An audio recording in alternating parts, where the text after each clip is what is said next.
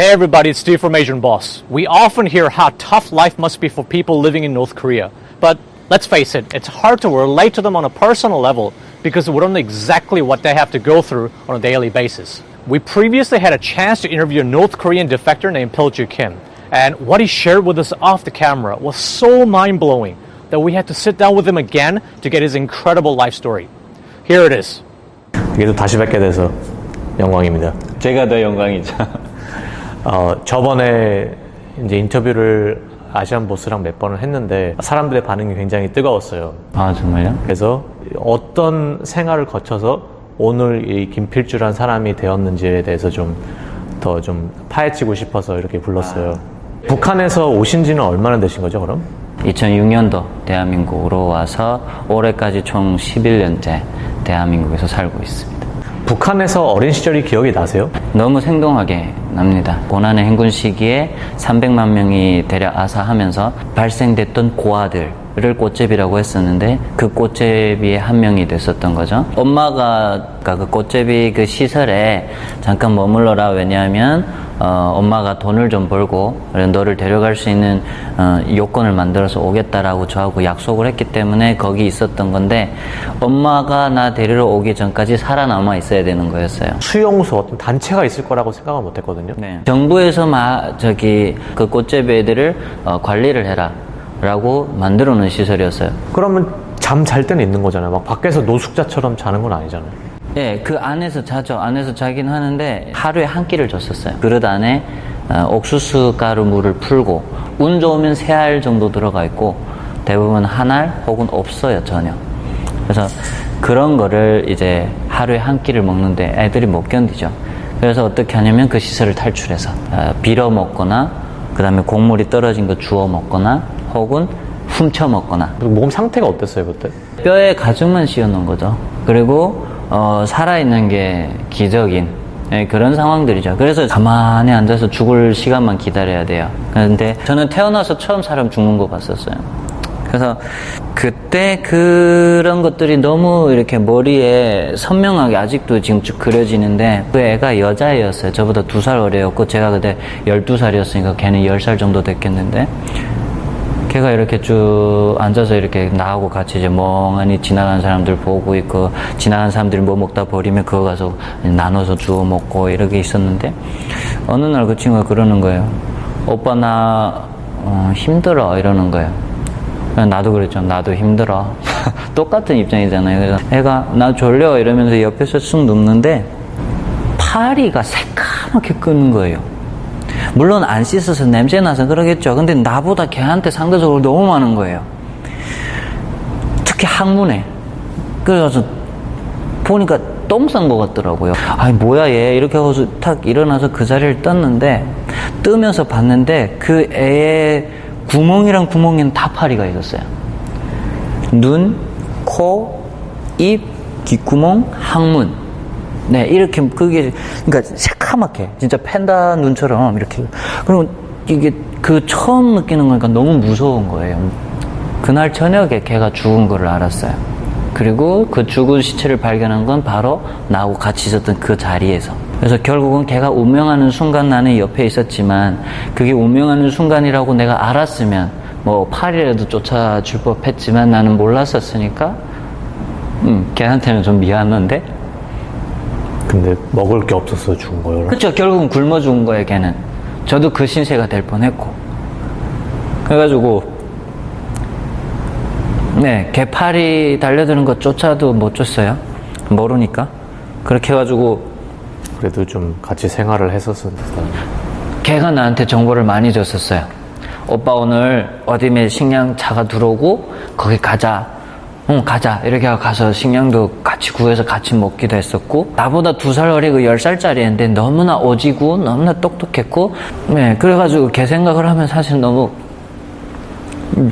미안하고 그랬었습니다. 그래서 저의 꽃제비 생활 그리고 저의 북한에서의 어떤 이런 기억들은 다 이런 것들밖에 없어요.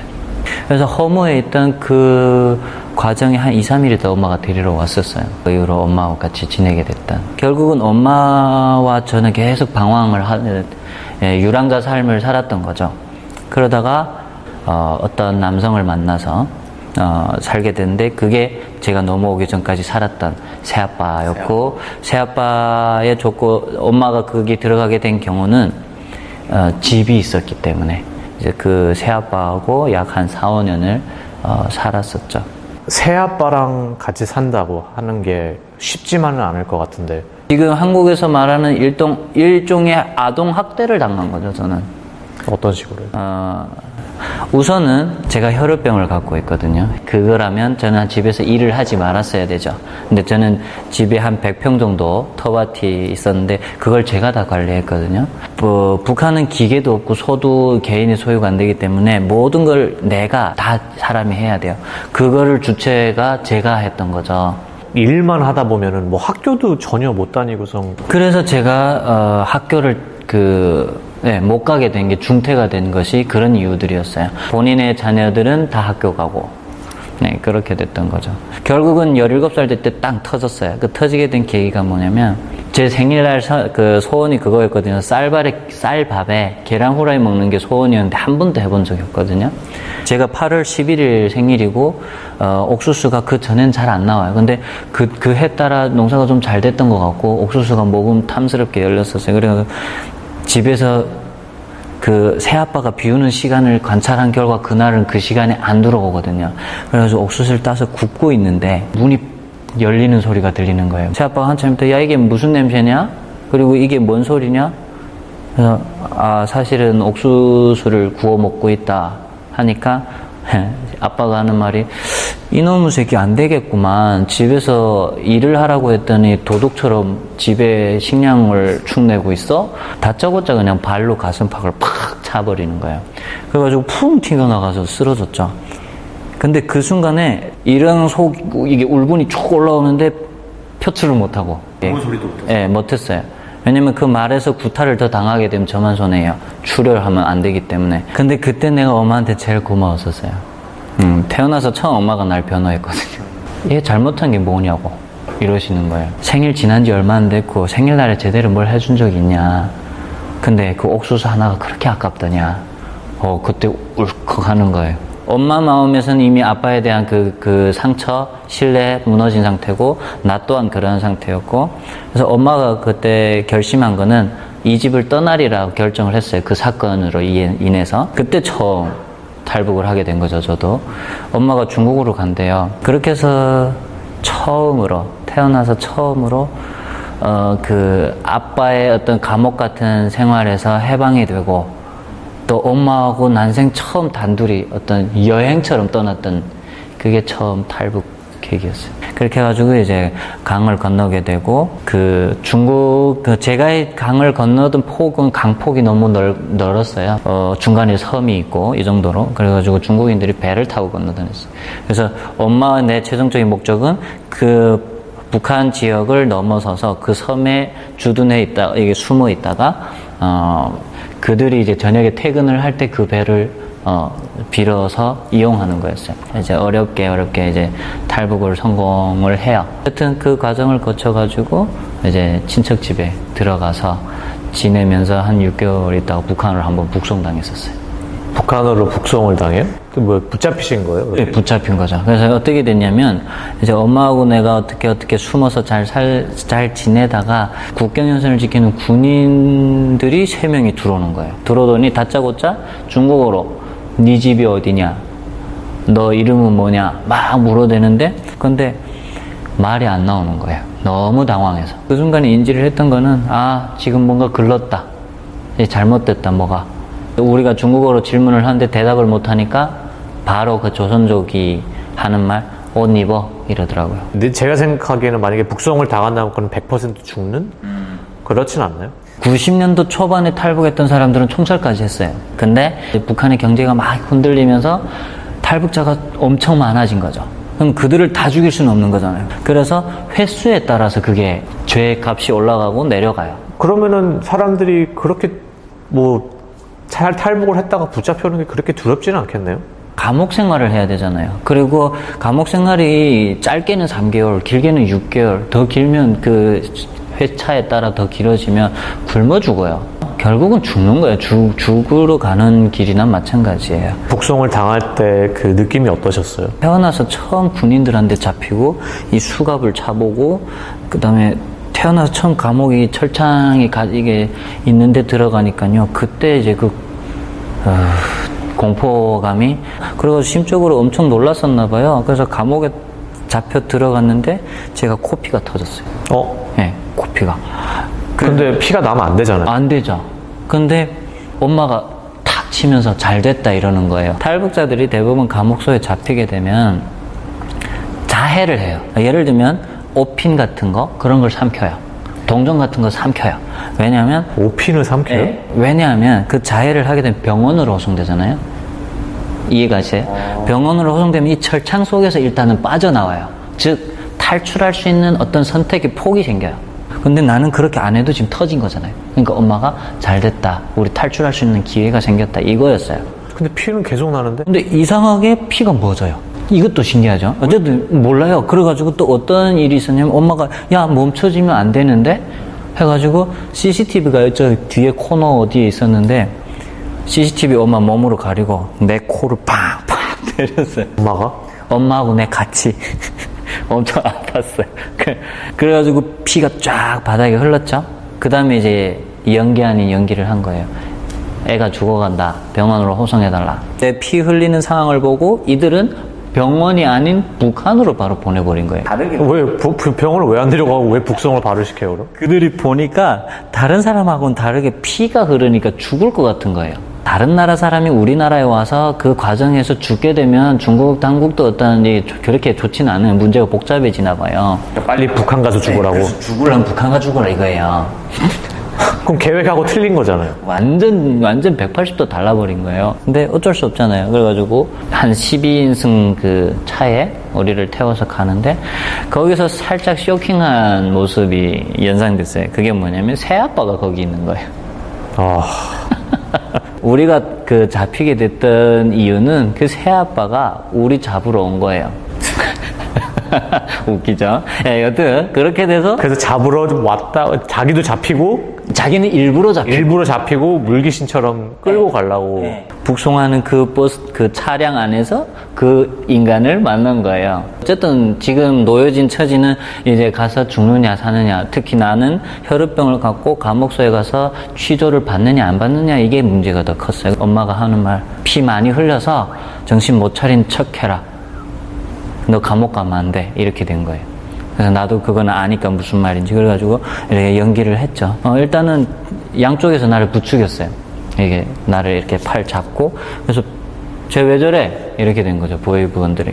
아 얘가 저기 심적으로 많이 놀라가지고 출혈을 했다. 출혈을 한 이유는 혈우병이라는 거고 이 병은 피가 잘 안 먹는다. 그러니까 육두문자를 막 써가면서 저기 눕혀 이렇게 되고 나머지 성한 어른들만 이제 취조를 받은 거죠. 남녀노소 다 구타를 합니다. 그냥 두말 없이. 보셨어요? 네, 저는 이제 이렇게 연기자로 이렇게 누워서 이렇게 쭉 봤죠. 두말 없이 그냥 발로 차고, 손에 쥔 거 있으면 때리고, 막 그렇게 하죠. 네, 옷 다 벗기고. 근데 어머니도 구타를 당하셨어요? 네, 엄마도 당했었죠.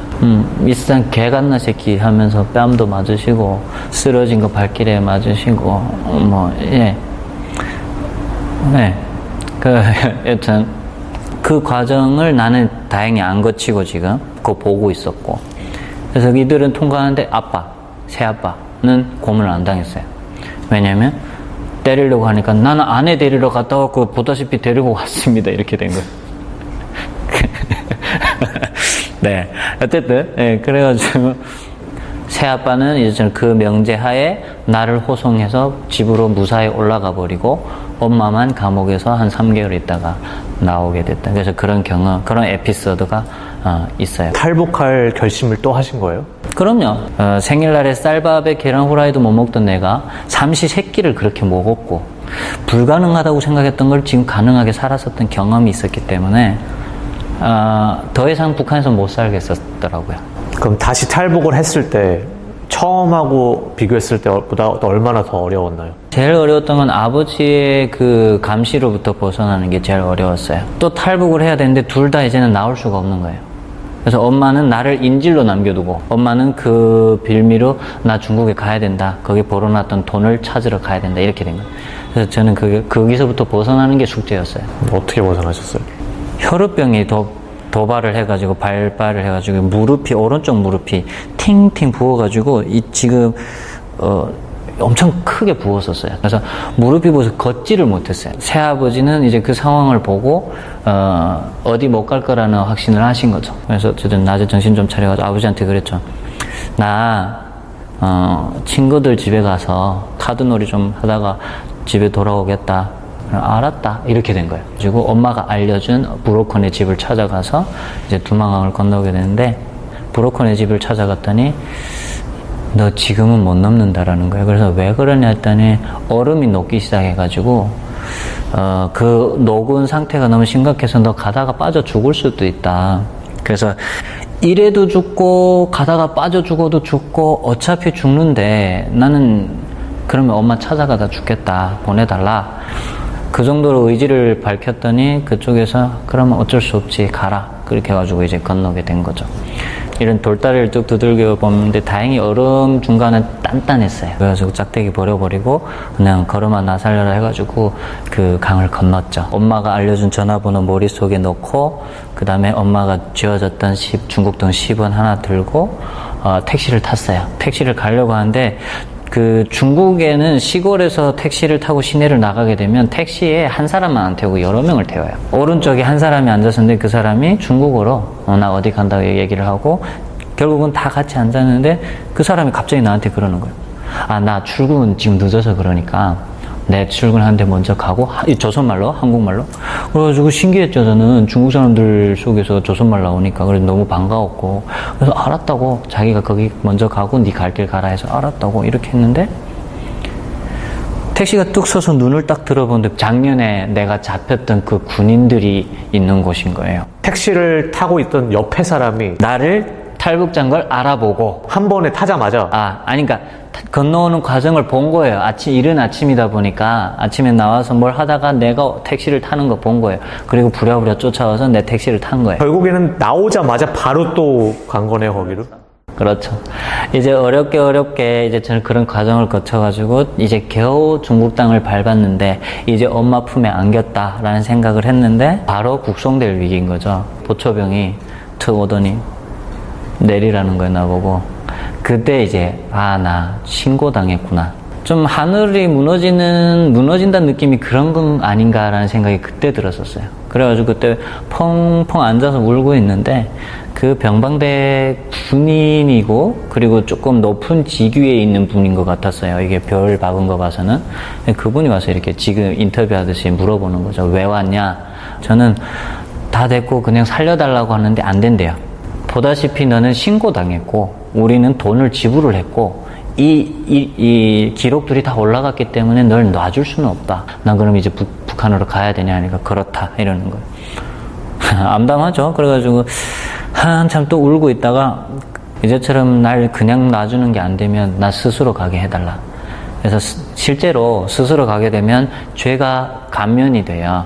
그래서 아이들 노동 단련대나 이런 데 가서 뭐 3, 4개월 고생하다 하면 살아남을 수 있거든요. 그러니까 그거를 이제 설명을 했더니 그 사람이 어떻게 회의를 쭉 한 결과 나를 놔주기로 한 거예요. 내가 넘어오던 기수로 그 곳으로 이제 배웅을 해준 거죠. 그래가지고 여기다가 랜덤으로 그냥 위치를 찍어서 여기 내려달라요. 쭉 가다가 뒤에서는 지켜보고 앞에서는 북한 국경 경비대 군인들이 그래서 기다리고 있죠. 왜 기다리냐면 강을 중심으로 함부로 잡을 수가 없어요. 이제 넘어와야 되거든요. 그걸 기다리고 있는 건데 가면서 막연하게 그냥 하늘에 기도하고 나 살려달라고 하고 이러는데 오른판에 숨을 데가 없어요. 근데 앞에 기적적으로 어떤 이게 홍수철에 그 큰 나무를 뿌리채로 들어간 구덩이가 있었어요. 거기 훅 뛰어들었어요. 뛰어들었는데 눈이 이까지 쌓이더라고요. 그래서 거기면 이제 이렇게 하고 그냥 숨어 있었죠. 저쪽에서 찌푸차 시동 거는 소리가 나는 거예요. 제가 지금 예측하건대 그들은 날 놔줬어요. 형식적으로는 이제 감시한 거고 내가 숨는 거 보고 제가 숨었다는 걸 알면서도 그냥 바로 가버린 거죠. 그러니까 그거를 보고 있는 그 북한 군인들은 이제 또 따라 쫓아오고 잡으러 오고. 근데 쫓아오니까 어떻게 됐어요? 그 다음에 나는 중국 땅으로 다시 뛰면서 했더니 그들이 다시 넘어가니까 못 잡은 거죠, 나를. 그래서 다시 또 택시 타고 또. 그래서 다시 이제 이번에는 그 잡혔던 곳을 외돌아서 더 멀리 다니는 택시가 보여서 거기 가서 기다렸다가 택시를 타고 그 다음에 이제 그때 심정이 어떠셨어요? 그렇게 그 고비를 한번 또 넘긴 그 심정이.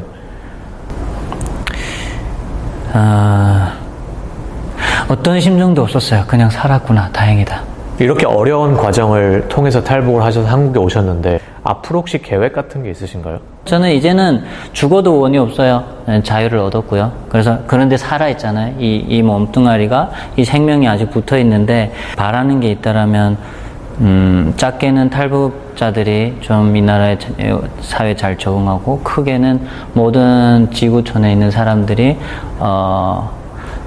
저와 같은 삶을 살고 견뎌낸 사람들의 삶을 보면서 동기부여가 되고 삶의 질에 조금 도움이 되는 그런 삶을 살고 싶어요. 앞으로도 전 세상의 청년들한테 도움이 돼줄 수 있을 거라고 저는 믿고요.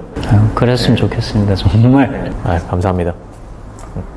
For more North Korea related videos, including how people escape from North Korea and what being homeless is like in North Korea, make sure to subscribe to Asian Boss. Thanks for watching. I'm Steve from Asian Boss. See you next time.